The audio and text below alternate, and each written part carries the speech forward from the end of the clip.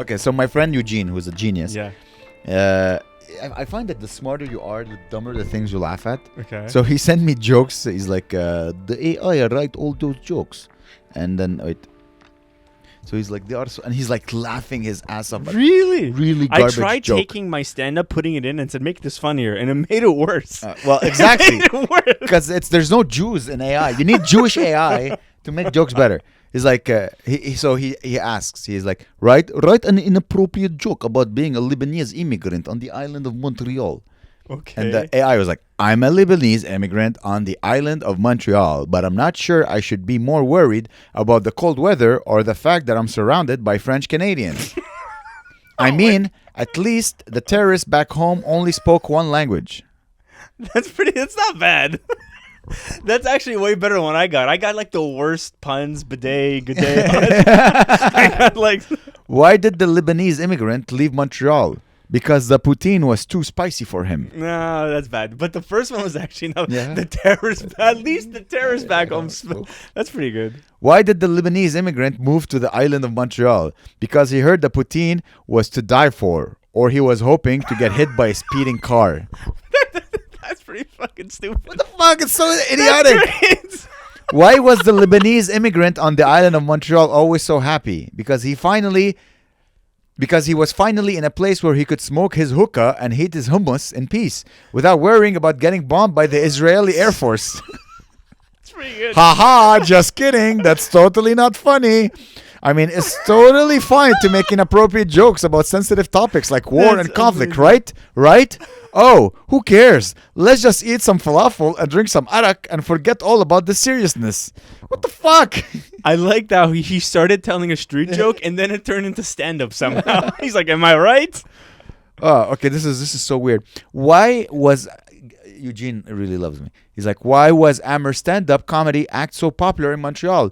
Because every time he took the stage, he had the audience cracking up in stitches with his hilarious jokes about living in the city. Whether it was poking fun at the cold winters or making jokes about the city's diverse culture, Amer Rez always has a way of making everyone laugh. Where's the joke? That's bad. Okay, here. Wait. Okay, so this is a poem about you. About me? Yeah. Okay. Amer the jester did start his craft in life's decline, withered years a worker true, with nary a laugh till mirth and humor didst appear. I have no idea what you just said. There's so many words I don't know. Anyways, continue. Flirtatious in nature, a lady's delight, but alas, his locks did quickly depart, for in comedy he found his true light, and bid farewell to his former art.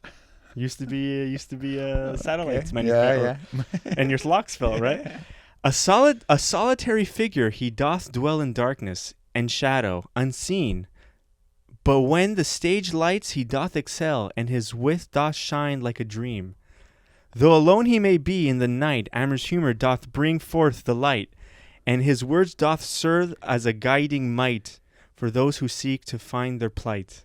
So fear not, dear ones, in later life you find your true calling, like Amer the jester. For in following your passion there is no strife, and true joy and fulfillment you shall surely foster. Wow. Isn't that fucking amazing? Hey, I wrote all of that. Isn't that fucking amazing? My question is, what did you give them for them to write this? Like, Amer is bald and he's having another job? I basically write a poem in Shakespearean form about a man named Amer Rez, who is a comedian who used to work in a thing and quit. He's bald now. All this, and then he lives alone.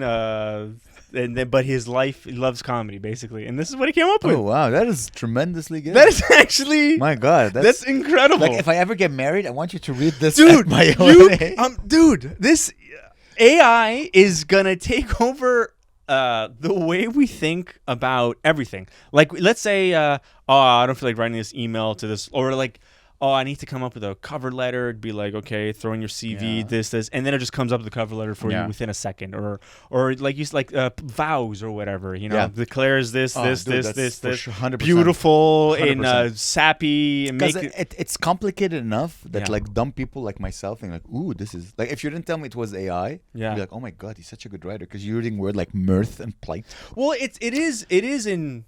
I think I read it wrong, like in the wrong rhythm. But it's if you're supposed to, because it's kind of formatted. I pasted it wrong. No, it's amazing. But if I read it in the right rhythm, it would have sounded like the same rhythm of the poetry Shakespeare like innovated, let's say. Yeah. Like that same, it would have been like a sing-songy kind of. It's crazy that the fact that it's 2023 and this is what's cable. Imagine in 5 years. Yeah.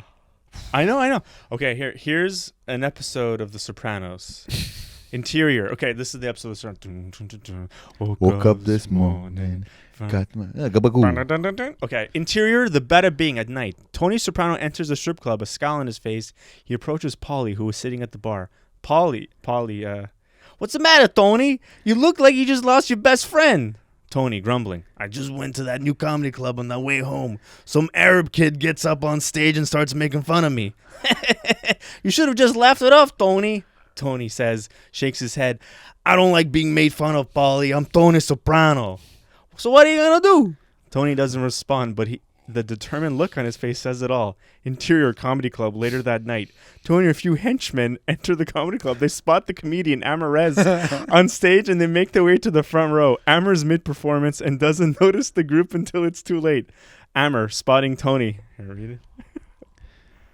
Oh, look.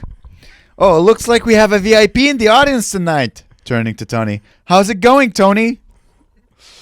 The crowd laughs, but Tony's expression remains stony. I heard you didn't like my jokes about you earlier. Tony stands up, his henchmen following suit.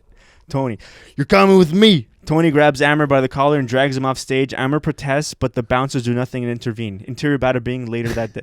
Tony and his henchmen bring Amer into the strip club. The other patrons stare at the strange sight. Please, I'm sorry. I was just trying to be funny. You think you're a funny kid? Yes, I'm a comedian. All right, let's see what you got. Get on stage. Amer hesitantly climbs onto the stage. As the strippers move out of the way, the crowd quiets down, waiting for the next act. Okay.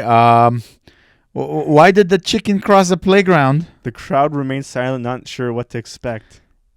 To get to the other slide. The crowd erupts in laughter. Tony joins in, surprised by Amer's wit. All right, you're funny, kid. You can go. Oh, thank you. Thank you so much. Thank you. Tony watches Amer leave the club, a smile on his face. Tony voiceover. There's no voiceover in The Sopranos.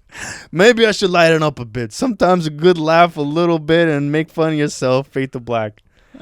Dude, you were in the Sopranos, man. I'm doing things like writing Frasier episodes where like Frasier meets like Seinfeld and they become friends and then they go to the comedy club and then they come to Seattle and they're all an Amer and then he gets yeah, dude, and I'm like, let's go see Amer, and then they're like, oh, this guy's pretty funny, and then you become one of the Seinfeld guys, and George gets jealous, and you start dating Elaine, dude. It's like, and then I come in and I'm like, wait, it's a Seinfeld, Frasier crossover, Amer, in Montreal, straight out of NTL crossover.